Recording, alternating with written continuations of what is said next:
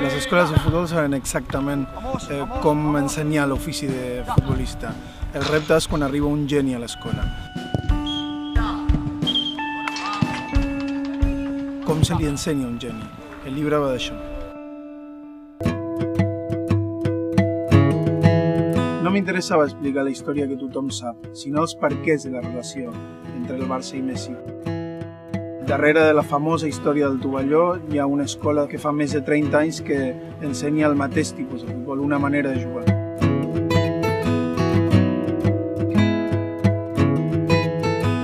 El repte de la Masia era inculcar a Messi una manera de jugar sense coartar el seu talent. Va camino en convertirse en una leyenda y Messi es incomparable. Cada día sorprende con un nuevo récord. Creo que nunca más veremos un jugador como él. Sense el Barça, Messi hagués estat igualment un crac del futbol, però no s'hauria convertit en el que és, probablement el millor jugador de la història.